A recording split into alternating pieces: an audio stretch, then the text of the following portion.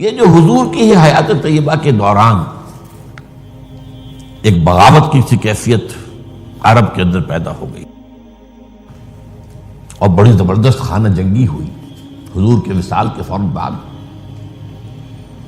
پھر خلفائے ثلاثہ جو ہیں وہ شہید کیے گئے.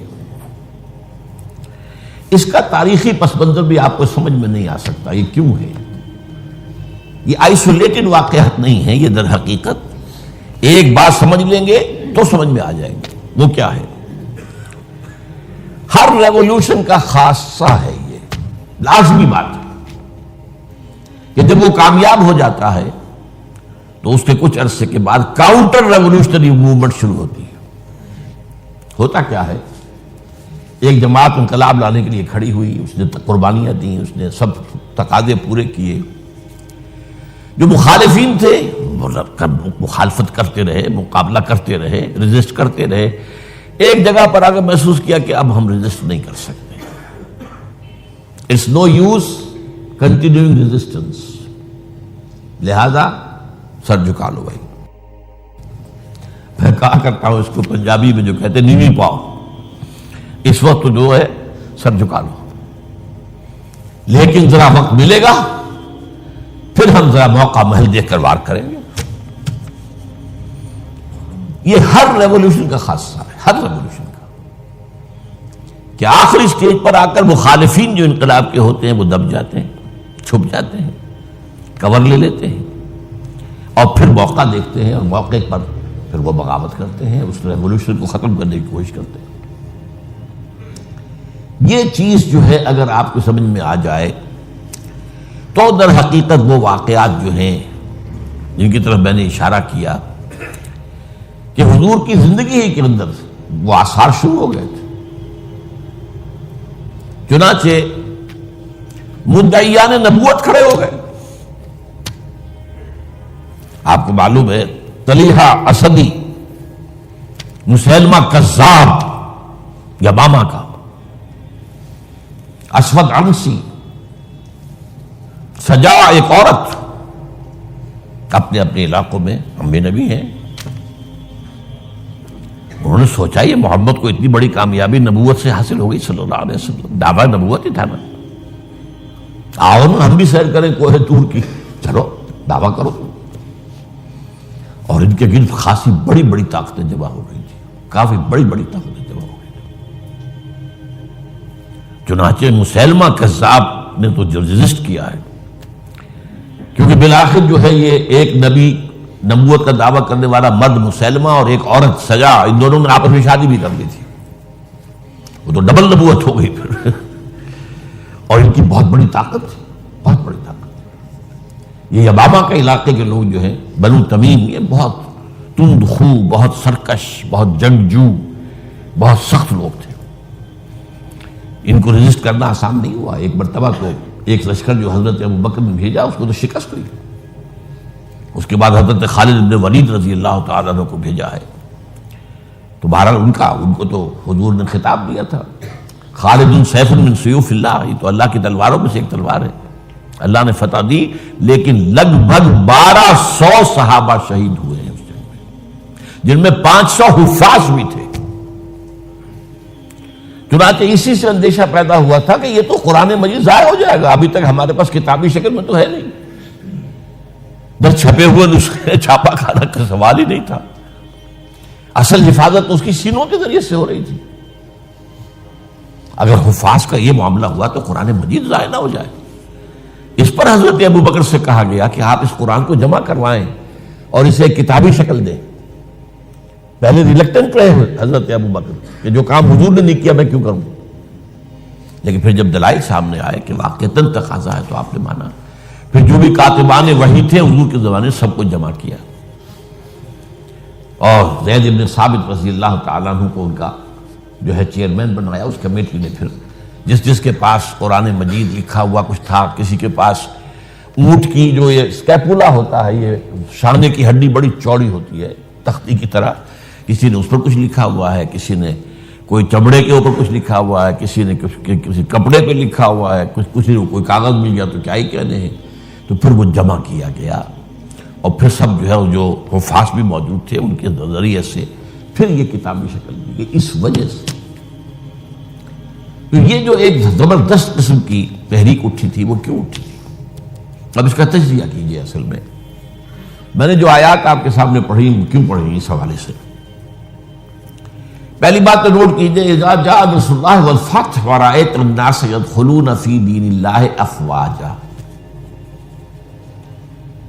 جب اللہ کی مدد آ گئی اور فتح ہو گئی اور آپ نے دیکھا کہ لوگ اللہ کے دین میں فوج در فوج داخل ہو رہے ہیں. یہ جو فوج در فوج داخل ہونے کا فینومینن ہے، کیا اس میں یہ بات سمجھ میں آتی ہے کہ سب کے سب خالص مخلص مومن تھے؟ وہ تو یہ ہے کہ فتح کے بعد اب انہوں نے سمجھا کہ جب مسلمانوں نے مکہ فتح کر لیا تو اب کون ان کے مقابلے میں آئے گا؟ قریش شکست کھا گئے. It's no use continuing resistance. Let us go and declare our submission. جہاں ہم کہہ دیں ٹھیک ہے تسلیم کرو. تو یہ دین میں داخل ہونا تھا، یہاں لفظ ایمان نہیں لایا گیا، اس نظام اطاعت میں شامل ہو گئے. اس کو نوٹ کیجئے اس بات. اذا جاء نصر اللہ والفتح ورأیت الناس يدخلون فی دین اللہ افواجا. اللہ کے دین میں داخل ہو گئے، اس نظام اطاعت کے اندر داخل ہو گئے اور انہوں نے کہا سمعنا واطعنا، اب ہم سنیں گے اور مانیں گے. اچھا یہ تو وہ فتح مکہ کے بعد. اس کے ایک سال کے بعد جب سورہ توبہ نازل ہو گئی اور مشرکین عرب کو آخری مہلت دے دی گئی، صرف 4 مہینے کی مہلت ہے، یا ایمان لاؤ یا تمہارا قتل عام ہو جائے گا. اس کا میں پس منظر کئی دفعہ بیان کر چکا ہوں. جو 40 نووی میں حدیث آئی تھی اس کے حوالے سے بھی تفصیل سے بیان کر چکا ہوں. اللہ تعالیٰ اپنے رسول جس قوم کی طرف بھیجتا تھا وہ قوم اگر انکار کرتی تھی تو ہلاک کر دی جاتی. یہ مرحلہ آیا ہے اب قریش کے لیے، یا مانو یا ہلاکت. پہلی قومیں ہلاک کی گئی، غرق کر دیے گئے، یا زلزلہ آ گیا، یا کوئی باد سرسر آ گئی، مختلف طریقوں سے. ایک طریقہ یہ بھی تھا کہ مسلمانوں کے ہاتھوں قتل کر دیے گا. جو میں نے آیت آپ کو سنائی ہے، آیت نمبر 5 ہے سورہ توبہ کی. فَإِذَا انْسَلَخَ الْأَشْهُرُ الْحُرُمُ. اب یہ جو 4 مہینے کی ان کو مہلت دی جا رہی ہے، جب یہ ختم ہو جائے تو اے مسلمانوں فَاقْتُلُوا الْمُشْرِكِينَ حَيْثُ وَجَدْتُمُوهُمْ. اب قتل کرو ان مشرکوں کو جہاں کہیں بھی پاؤ. وَخُذُوهُمْ. پکڑو انہیں. وَاحْصُرُوهُمْ. ان کا گھیراؤ کرو، محاصرہ کرو. وَاقْعُدُوا لَهُمْ كُلَّ مَرْصَدٍ. اور ہر جگہ گھات لگا کر بیٹھو انہیں گرفتار کرنے کے لیے. فَإِن تَابُوا وَأَقَامُوا الصَّلَاةَ وَآتَوُا الزَّكَاةَ فَخَلُّوا سَبِيلَهُمْ. پھر وہ اگر توبہ کر لے، اپنے شرک سے باز آ جائیں اور پھر وہ نماز قائم کریں اور زکوٰۃ ادا کریں تو ان کا راستہ چھوڑ دو. ان اللہ غفور رحیم. اللہ غفور رحیم. اب اس کا تجزیہ کیجئے. جو لوگ اس تھریٹ کے تحت ایمان لائے ہیں ان میں تو ظاہر بات ہے غالب اکثریت ان کو ہوگی کہ جو دل سے ایمان نہیں لائے، تو جان بچانے کے لیے ایمان لائے. ایسے بھی لوگ تھے، تاریخ سے معلوم ہوتا ہے کہ جنہوں نے اس پریشر کے تحت ایمان اسلام قبول کرنے سے انکار کر دیا، وہ عرب چھوڑ کر چلے گئے. کہتے ہیں کہ یہ جو ہمارا ایک کافرستان ایک علاقہ ہے، یہ جو واق خان کی پٹی کے ساتھ ہی ہے، اور اس کے ساتھ ملتا ہوا ایک صوبہ ہے نورستان افغانستان میں. یہ ایک قوم ہے، ان کا کہنا یہ ہے کہ ہم ان لوگوں میں سے ہیں کہ جو ان آیات کے نزول کے بعد جو عرب چھوڑ کر باہر گئے کہ ہم نہیں مانیں گے اسلام. پھر جیسے جیسے ہم پڑھتے گئے پیچھے پیچھے اسلام بھی آ رہا تھا، فتوحات ہو رہی تھی، تو آگے آگے ہم پیچھے پیچھے اسلام، یہاں تک کہ ہم آ کر ہمارے آباء و اجداد ان پہاڑوں میں آ کر انہوں نے پناہ لے لی. یہ چترال کا علاقہ، یہ سارا جو ہے یہاں پر. یہ کہتے تھے ہم ان قرشیوں میں سے. ان کا ایک سردار اور ایک عالم مجھ سے ملا بھی تھا. اس کے بعد یہ ہوا کہ وہ علاقہ تقسیم ہو گیا. احمد شاہ ابداری نے جب بنایا ہے نیا نقشہ افغانستان کا تو اس میں سے ایک حصہ اس علاقے کا افغانستان میں چلا گیا. وہاں امیر دوست محمد والی کابل نے انہیں کر دیا، ایک وارن کر دیا کہ آپ اتنی مہلت کے اندر ایمان لاؤ یا قتل کر دیے جاؤ گے. یعنی وہ سزا جس سے بھاگے تھے تمہارے آباء و اجداد وہ یہاں آ جائے گی. وہ ایمان لے آئے. وہ علاقہ نورستان کہلاتا ہے. اسلام کے نور سے منور ہو گیا وہ. اور اس کے ساتھ کا علاقہ پاکستان میں وہ ابھی تک کافرستان ہے. اس کو انہوں نے بلکہ ہماری حکومت نے بھی مینٹین کیا ہوا ہے. وہاں کسی کو تبلیغ کی اجازت نہیں ہے, کچھ نہیں ہے. وہ چاہتے ہیں کہ یہ سیاحت کے لیے سیاحوں کی آمد کو دیکھیں آ کر ان لوگوں کو, تو وہ برقرار رکھا ہو پورا علاقہ.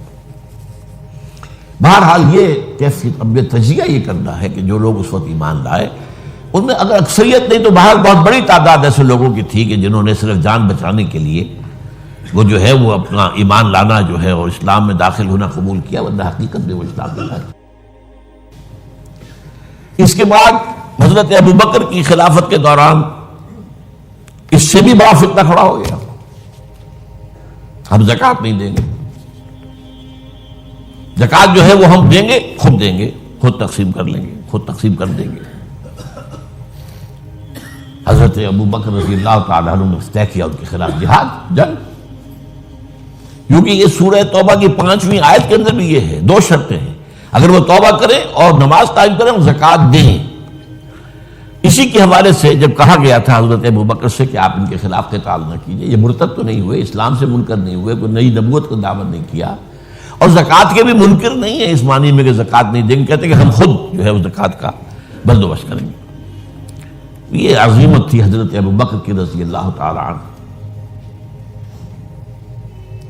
آپ نے کہا کہ اگر یہ حضور کے زمانے میں اونٹ دیتے تھے زکوٰۃ میں اور ساتھ ہی اس کو باندھنے والی رسی بھی دیتے تھے, اب اگر یہ کہیں گے کہ اونٹ لے جاؤ رسی نہیں دیتے تو بھی میں جنگ کروں گا. ایسے پیارے الفاظ ہیں. ایبدل الدین وانا حی, کیا دین میں تبدیلی کر دی جائے گی, دین میں ترمیم کر دی جائے گی جبکہ ابھی میں زندہ ہوں؟ میرے ہوتے ہوئے یہ نہیں ہو سکتا. حالانکہ حضرت عمر فاروق جیسی شخصیت بھی مشورہ دے رہی تھی. دیکھیے 2 محاذ پہلے کھلے ہوئے ہیں. جیش اسامہ کو حضور نے تیار کیا تھا, آپ نے بھیج دیا, ٹھیک کیا. پھر جو نبوت کے دعوے دار تو کھلے مرتد ہو گئے, ان کے خلاف جہاد تو بالکل ضروری تھا. اب تیسرا یہ محاذ نہ کھولے. ابھی مسلمانوں کے دل ویسے زخمی ہیں, حضور کے انتقال کے بعد مورال جو ہے مسلمانوں کا گرا ہوا ہے. لیکن یہ عظیمت تھی حضرت ابو بکر. اب اس کو یوں سمجھیے ذرا تاریخی اعتبار سے تجزیہ کیجیے. اسلام کی فتح کا مطلب مذہبی اعتبار سے کس کی شکست تھی اور سلطنت کے اعتبار سے کس کی شکست تھی, اسی سے پتہ چلے گا کہ کاؤنٹر ریولیوشنری موومنٹس وہیں سے آئیں گی. اسلام کے غلبے کا مطلب تھا شرک کا خاتمہ. لہذا جو مشرک تھے عرب کے سابق جو اسلام لے آئے تھے, قالت الاعراب آمنا قل لم تؤمنوا ولکن قولوا اسلمنا, پورا تقریباً بدو عرب مرتد ہو گئے. بدو عرب, یہ مکہ مدینہ یہ شہر یہ بچے ہیں, ورنہ اکثر و بیشتر یہ اعراب. اسی لیے اس آیت میں الفاظ کہ قالت الاعراب آمنا قل لم تؤمنوا ولکن قولوا اسلمنا ولما يدخل الايمان في قلوبكم. انہی میں سے یہ مدعیان نبوت اٹھے, انہوں نے ہی زکوٰۃ کا انکار کیا. تو پہلا کاؤنٹر ریولیوشن حضور کے ریولیوشن کے خلاف جزیرہ نما عرب سے اندر سے برآمد ہوا ہے, مدعیان نبوت کی شکل میں اور منکرین زکوٰۃ کی شکل میں. بہرحال حضرت ابو بکر صدیق رضی اللہ تعالی عنہ کی جو اقبال نے اشعار کہے ہیں حضرت ابو بکر کی شان میں, اگرچہ ویسے تعداد دیکھی جائے تو حضرت علی, حضرت حسین کے, حضرت فاطمہ رضی اللہ تعالیٰ عنہ کی شان میں جو اشعار ہیں وہ بہت زیادہ ہیں تعداد میں, لیکن حضرت ابو بکر کی شان میں بھی چند اشعار جو ہیں لیکن وہ بہت ٹاپ کے. امن الناس بر مولائے ماں, کلیم اول سینائے ماں, ہمت او کشت امت راچو ابر, ثانی اسلام و غار و بدر و قبر. یہ 2 اشعار بڑی بڑی یوں سمجھ لیجیے کہ غزلوں پر اور مسئلے ابھارے. امن الناس, حضور نے فرمایا تھا مجھ پر جس نے کوئی احسان کیا ہے میں نے بدلہ چکا دیا سوائے ابو بکر کے. اس کے احسانات کا بدلہ صرف اللہ دے گا. ہاں امن الناس بالموت، میرے مولا محمد صلی اللہ علیہ وسلم پر سب سے زیادہ احسان کرنے والا کون؟ ابو بکر. اور کلیم اول سینا ماں، جیسے صحرائے سینا پر، کوہ سینا پر حضرت کلیم اللہ سے ہم کلام ہوئے، تو نبوت محمدی کے پہاڑ پر سب سے پہلے ابو بکر آئے. کلیم اول سینا ماں.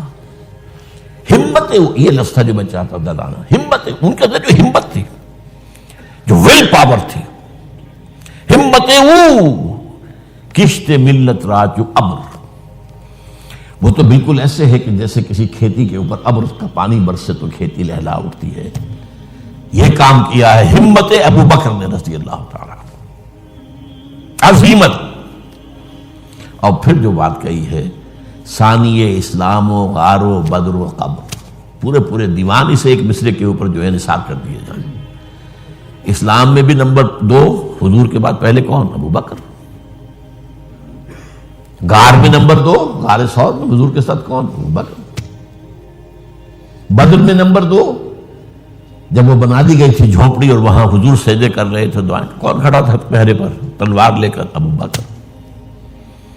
قبر میں نمبر 2، حضور جہاں دفن ہوئے وہیں نمبر 2 پر دفن ہوئے حضرت ابو بکر. بہرحال یہ جو پہلا کاؤنٹر ریولیوشنری موومنٹ تھی جو عرب سے اٹھی ہے، حضرت ابو بکر کی ہمت و عظیمت نے اس کو کچل کر اور گویا کہ کنسولیڈیٹ کر دیا اثر نو ریولیوشن آف محمد صلی اللہ علیہ وسلم. وہ انقلاب پھر محکم ہو گیا، مستحکم ہو گیا. اور اب حضرت عمر کے حوالے ہو گئی بات.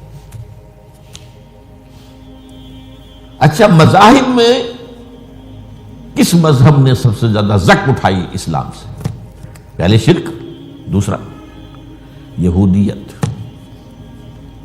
عیسائیت سے تو مقابلہ ہوا ہی نہیں، کوئی جنگ نہیں ہوئی رہی عیسائیوں سے.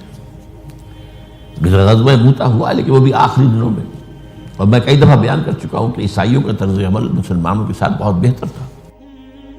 نجاشی نے پناہ دی تھی، ہرقل جو ہے تیار تھا اسلام لانے کے لیے. ہرقلیس چاہتا کیا تھا؟ جیسے سن 300 عیسوی میں کانسٹنٹائن قسطنطین جو ایمپرر تھا روم کا، وہ عیسائی ہو گیا اور پوری مملکت عیسائی ہو گئی تو نظام انٹیکٹ رہا، ایمپرر جو کا تو قائم رہا.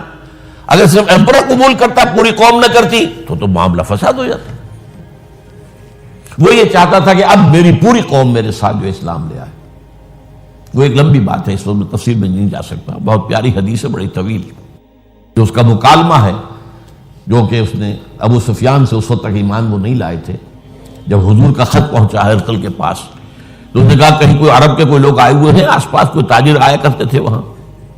معلوم وہاں ایک قبیلہ آیا ہوا تو ان میں وہ ابو سفیان قبیلہ لے کر گئے ہوئے تھے، ان کو بلایا گیا. بہرحال وہ ایک لمبی بات ہے، حدیث ہے موجود بخاری کے. یہودیت کی کمر ٹوٹی. 3 ان کے قبیلے تھے بڑے زوردار، وہ مدینے سے نکالے گئے. ایک قبیلے کے تو تمام جوان مردوں کو قتل کیا گیا. پھر ان کے مضبوط قلعے تھے خیبر کے علاقے کے اندر، فدق اور یہ ان سب میں سے نکالا گیا. تو جو ایگریوڈ پارٹیز تھیں تو ایک اعتبار سے شرک، مشرکین، ان کی طرف سے تو آ گیا رد عمل، کاؤنٹر ریولوشن، یہ حضرت ابو بکر کے دور ہی میں. لیکن میں یہودیوں کا ذکر اب بعد میں کروں گا. سلطنت کے اعتبار سے جس سلطنت کے چیتڑے اڑ گئے وہ سلطنت ایران تھی. حضرت عمر کے ہاتھوں تو ختم ہو گیا، نسیہ منسیہ. سلطنت روما، اس کی صرف ایک ٹانگ ٹوٹی تھی 3 میں سے. وہ 3 بر اعظموں پر پھیلی ہوئی سلطنت تھی Roman empire. Eastern Europe, Northern Africa, Western Asia. Western Asia میں شام اور ترکی کا علاقہ. شام لیا گیا اس سے، باقی تو اس کے پاس رہا. مشرقی یورپ بھی رہا، شمالی افریقہ بھی رہا، وہ رفتہ رفتہ بعد میں جو ہے گیا، لیکن یہ کہ اصل میں جو ہے پہلے مرحلے میں اس کی ایک ٹانگ ٹوٹی، ایک ایران کا خاتمہ ہو گیا۔ اور ایرانی بے انتہا نسل پرست، ان میں اپنی ریشیل سپیریورٹی کا بہت احساس ہے، نسلی برتری کا، اپنی تاریخ پر بہت ناز ہے، شہنشاہیت کی تاریخ جو کہ خسرو سے شروع ہوتی ہے، سائرس سے، پھر ڈیریس جیسا عظیم فاتح، بڑی عظیم تاریخ ہے ایران کی، اس کو یوں نہ سمجھیں، یہ معمولی شہر نہیں ہے ایران، بہت عظیم تاریخ، اور کئی سو برس تک تو سارا معاملہ جو ہے جسے آپ وہ سی-100 کہتے ہیں، تو یہ دو سپر پاورز نہیں ہیں، ایران اور روم، ایران اور روم، ایران اور روم، کبھی ایران غالب آ گیا روم بیٹھ گیا، کبھی روم غالب آ گیا ایران بیٹھ گیا۔ قرآن مجید میں ایک پوری سورت جو ہے سورہ روم کے نام سے ہے کہ نہیں؟ الف لام میم غلبت الروم فی ادنی الارض وهم من بعد غلبهم سیغلبون فی بضع سنین۔ بہرحال ایران کا جو پرخچے اڑے ہیں، بادشاہت ختم ہوئی ہے، اس کا وار آیا ہے حضرت عمر پر۔ یہ چونکہ ہوا حضرت عمر کے ہاتھوں، لہذا ایرانیوں کے نزدیک مبغوض ترین شخص حضرت عمر ہے، اور حضرت عمر سے نفرت ان کی جبلت کے اندر ہے، ان کے جینز میں ہے۔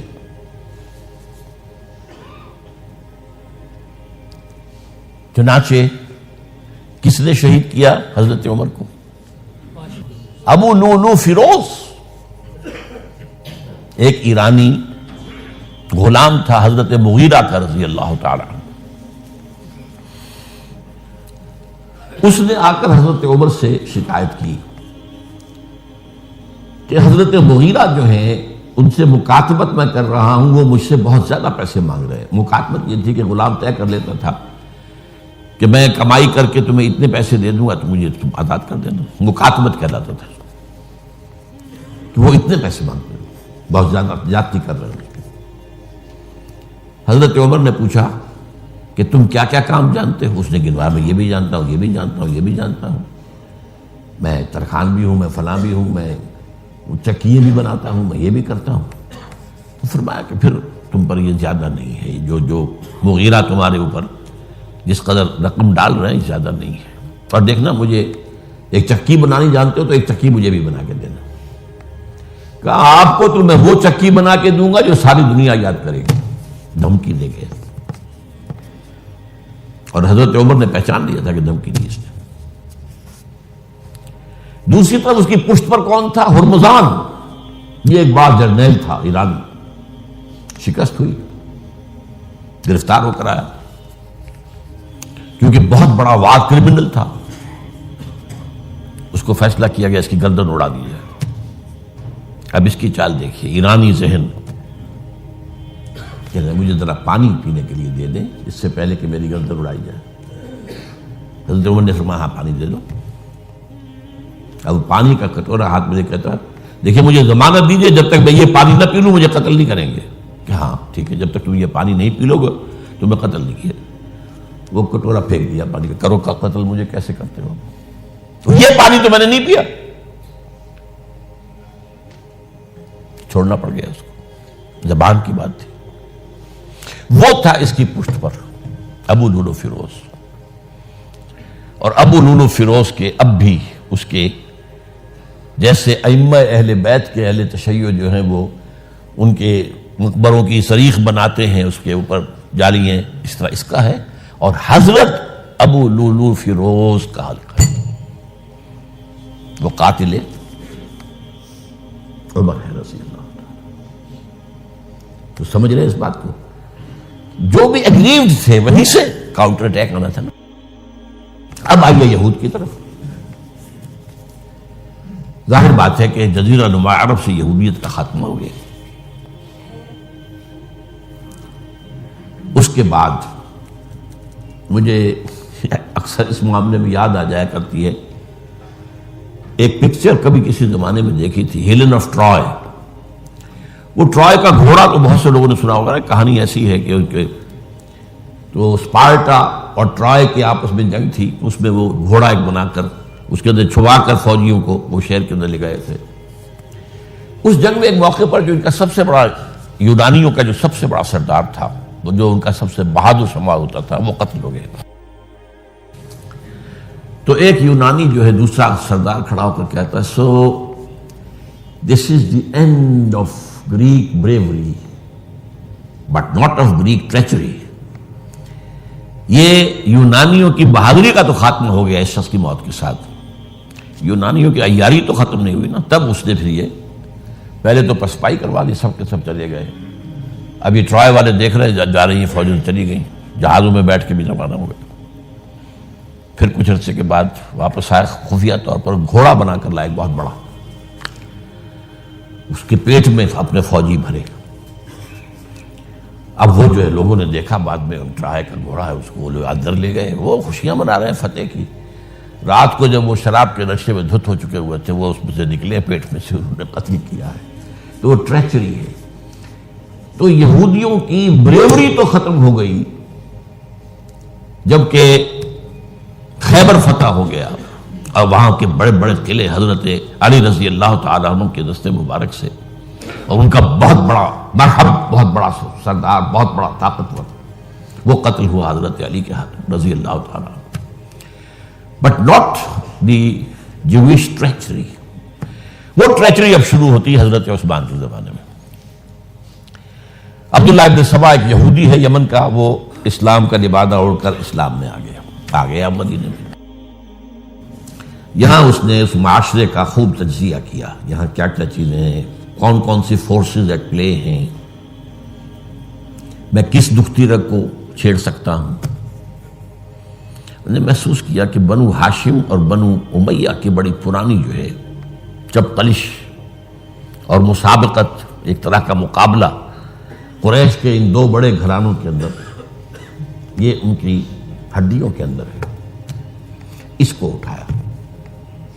اب عجیب بات اصل میں یہ ہے کہ خلیفہ اول نہ بنو امیہ میں سے تھے نہ بنو ہاشم میں سے، بنو ہاشم اور بنو امیہ کا معاملہ تھا۔ قریش تو سب ہے، جیسے وٹو بہت بڑا قبیلہ ہے، وہ مانے کے، لالے کے، شامد کے، یہ پھر ایک ایک شخص کے نام سے ہوتے، لالے کے کوئی لالا ان میں سے ہوگا، اس کے لالے والے ہو گئے، شامد کوئی شاہ محمد ہوگا، اس کے اولاد جو ہے وہ شامد کے ہو گئے۔ تو یہ مانے کے لالے کے، یہ سب کیا وٹو ہیں۔ تو قریش جو ہے ایک بڑا قبیلہ تھا، اس میں گھرانے یہ تھے، بنو امیہ، بنو ہاشم۔ حضرت ابو بکر نہ بنو ہاشم میں سے تھے نہ بنو امیہ میں سے تھے، بنو تیم میں سے تھے، چھوٹا سا قبیلہ تھا۔ حضرت عمر بھی نہ بنو ہاشم میں سے تھے نہ بنو امیہ میں سے تھے، بنو عدی میں سے تھے۔ اب یہ حضرت عثمان تھے کہ جو بنو امیہ میں سے تھے۔ یہاں سے اس نے اٹھائی بات اور ایسی ایسی باتیں شروع کی جو عوام جو ہیں، جو پورا رسوخ فی العلم حاصل نہیں ہوتا، وہ اس کے اندر بہہ جاتے ہیں۔ دیکھو یہ کیسے ہو سکتا ہے کہ ہمارے نبی جو ہیں وہ تو زمین میں دفن ہیں اور عیسیٰ جو ہے آسمان پر بیٹھے ہیں، اور عیسیٰ تو دوبارہ آئیں گے اور ہمارے نبی نہیں آئیں گے وہ بھی آئیں گے۔ اور ہر نبی کا ایک وصی ہوتا ہے، محمد کا وصی علی ہے، اسے ہونا چاہیے خلیفہ، وہ بنو ہاشم میں سے۔ باقی جو بھی خلیفہ بنا ہے غاصب ہے، ابو بکر غاصب، عمر غاصب، اور اب جو ہے سب سے بڑا غاصب نہیں غصاب کہہ لیں اس کو، وہ تو بنو امیہ میں سے عثمان۔ ہاؤ کم، کیسے خلافت اس کی؟ اور اس نے اس تک ہاتھ بات بڑھائی ہے کہ حضرت علی تو خدا ہیں، اوتار ہیں خدا کا۔ یہ ساری چیز آج بھی یا علی مدد کا نعرہ جو لگ رہا ہے، یہ وہی سبائیت کے اثرات ہیں۔ یا اللہ مدد کا نعرہ نہیں لگاتے، یا محمد مدد کا نعرہ کوئی نہیں لگاتا، یا علی مدد۔ یہ ساری چیزیں جو ہے سمجھنے کی۔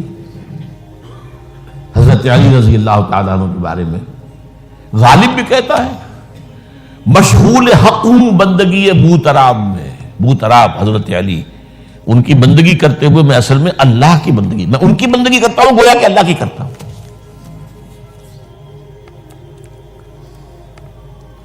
ہر چند علی کی ذات نہیں ہے خدا کی ذات، لیکن نہیں ہے ذات خدا سے جدا علی۔ یہ ساری باتیں اس نے پھیلائی اور فتنہ برپا کیا، اور اس کی ایک خاص ٹیکنیک اس نے ایجاد کی۔ سب سے پہلے اس نے جا کر کوفے میں اپنا میدان جمایا۔ حضرت عثمان کے بارے میں تو اپنا بہت ہی، وہ تو اپنے رشتہ داروں کو پالتا ہے، ان کو عہدے سارے اپنے رشتہ داروں کو دے دیے ہیں، اور انہیں دولت انہیں دیتا ہے، یہ کرتا ہے، معاذ اللہ معاذ اللہ۔ وہاں پہ ذرا کسی نے جو وہاں کے گورنر تھے ذرا بات پرس کی، تو وہاں اپنے ہم خیال چھوڑ کر شام چلا گیا، وہاں جا کے وہی بات، وہاں ایک گروپ بنا لیا، پھر مصر چلا گیا، وہاں جا کر وہی بات۔ اب ظاہر بات ہے اس زمانے میں نہ کوئی ٹیلی کمیونیکیشن، نہ کوئی ٹیلی فون، نہ کوئی تار، کوئی اطلاعات کا وہاں پہنچنا وغیرہ، اس میں یہ ہے کہ وہ فتنہ تو جنگل کی آگ کی طرح بڑھ گیا، اس کا معالجہ کرنے والا جو ہے، اس میں حضرت معاویہ نے کہا بھی رضی اللہ تعالیٰ عنہ، آپ ہمیں اجازت دیں، ہم آ کر کچل دیں ان کو۔ گورنر تھے شام کے، انہوں نے کہا میں فوجیں لے کر آتا ہوں، ان کو کچل دیتا ہوں۔ حضرت عثمان فرماتے نہیں، جب تک یہ کوئی ایسا جرم کر نہ دیں کہ جس پر کہ وہ گویا کہ زد میں آ جائیں، قانون کی زد میں۔ اگر یہ مجھے قتل کرنا چاہتے ہیں قتل کر دیں، پھر اس سے قصاص لے لینا، لیکن جب تک یہ قتل کرتے نہیں تو میں کس جرم میں انہیں ماروں؟ عمرو بن العاص کی طرف سے آتا رہا، لیکن نہیں۔ بہرحال یہ فتنہ اتنا بڑھا اتنا بڑھا اتنا بڑھا، مدینے میں حضرت علی کہتے رہے آپ ہمیں اجازت دیں، ہم ان کو ختم کریں۔ یہ ایک علیحدہ بات ہے، میری کتاب جو ہے شہید مظلوم کا مطالعہ کیجیے، آپ اس کی تفصیل میں جانے کا یہ موقع نہیں ہے۔ یہ کتنی بڑی عظیمت ہے، لوگ سمجھتے ہیں کہ یہ تو بڑی کمزوری دکھائی حضرت عثمان، میں کہتا ہوں اس سے بڑی عظیمت کوئی نہیں ہو سکتی۔ انہوں نے کہا میں کسی کلمہ گو کی جان لینے کو تیار نہیں ہوں جب تک کہ اس کے اوپر کوئی جرم ثابت نہ ہو جائے۔ کلمہ گو ہے، آپ اندازہ کیجئے، اس پر اڑے رہنا، ڈٹ جانا تھا۔ یہ تو وہی بات ہے جو حابیل نے کہی تھی اپنے بھائی سے قابیل سے کہ بھائی جان اگر آپ مجھے قتل کرنے کے لیے ہاتھ بڑھائیں گے تو میں تو اپنا ہاتھ نہیں اٹھاؤں گا آپ کو قتل کرنے کے لیے، میں تو چاہتا ہوں کہ آپ اپنے گناہوں کے ساتھ میرے گناہ بھی لے جائیں، مجھے قتل کر دیں گے تو میرے گناہ جو سارے آپ کے خاطر ہو جائیں گے۔ حضرت عثمان 1000 مربع میل کا رقبہ ہے جس کے اوپر کہ ان کی حکومت چل رہی ہے، اور فوجیں ہیں مصر سے اور دمشق سے بار بار اجازت مانگ رہی ہیں۔ یہاں حضرت طلحہ، حضرت زبیر، حضرت علی اجازت مانگ رہے ہیں، نہیں، جب تک یہ کوئی جرم کر نہ لیں اس وقت تک نہیں، جب یہ جرم کر لیں گے پھر تم لینا اس سے قصاص سزا دے دینا۔ چنانچہ آخری وقت تک بھی یہ ہوا ہے کہ حضرت علی کے دونوں صاحبزادے حضرت حسن، حضرت حسین، حضرت عثمان کے دروازے پر کھڑے پہرا دے رہے تھے، عبداللہ ابن زبیر پہرا دے رہے تھے، لیکن وہ جو بلوائی تھے وہ پچھواڑے سے کہیں دیوار پھلانگ کے گئے، انہوں نے حضرت عثمان کو شہید کیا رضی اللہ تعالیٰ۔ یہ ہے اصل میں یہودیت کا بیک لیش، یہودیت کا انتقام، اور جو سازشی ذہن اللہ نے ان کو دے رکھا ہے اس میں کوئی شک نہیں۔ ذہین انتہائی تباہ قوم ہے، لیکن ان کا جسے ہم کہتے ہیں ایول جینیس، تو اس کی ان کی ذہانت کا جو ہے میدان سازش، اور اس میں اتنے ماہر ہیں کہ وہ زخم لگایا ہے اسلام کو، جسد ملی کو، ابھی تک اس سے خون نکل رہا ہے۔ یہ سنیت اور شیعت کی تقسیم کہاں سے شروع ہوئی؟ وہی سبائیت، وہی سے تو ہے نا۔ حالانکہ جب حضرت علی کی بیعت ہو گئی ہے تو حضرت علی نے پھر عبداللہ ابن سوا سے کہا توبہ کرو، تم کہتے ہو کہ میں خدا ہوں، توبہ کرو ورنہ میں تمہیں زندہ جلا دوں گا۔ نہیں، تم ہماری جتنی چاہے آگ مالو، ہم کہتے تم اللہ ہو۔ اسے 40 آدمیوں سمیت حضرت علی نے زندہ جلوایا، اور یہ بات اہل تشیع کی کتابوں میں لکھی ہوئی ہے۔ بدقسمتی سے آج کل اگر کوئی بات کی جاتی ہے عبداللہ ابن سبا کے خلاف تو وہ سمجھتے کہ یہ شیعت کے خلاف بات ہو رہی ہے. حضرت علی نے تو خود ان کی اپنی کتابوں کے مطابق عبداللہ ابن سبا اور اس کے 40 ساتھیوں کو زندہ جلایا. تو خدا ہے تو ہمیں آزما رہا ہے. وَلَنَبْلُوَنَّكُمْ بِشَيْءٍ مِّنَ الْخَوْفِ وَالْجُوعِ وَنَقْصٍ مِّنَ الْأَمْوَالِ وَالْأَنفُسِ وَالثَّمَرَاتِ. بس اسی طرح ہماری آزمائش کر رہا ہے. بہرحال یہ ہے پس منظر حضرت عثمان کی شہادت کا رضی اللہ تعالیٰ. اقول قولی ھذا واستغفر اللہ لی ولکم ولسائر المسلمین والمسلمات. حضرت عثمان کی شہادت کا رضی اللہ تعالیٰ. اقول قولی ھذا واستغفر اللہ لی ولکم ولسائر المسلمین والمسلمات. ہو ٹر گیا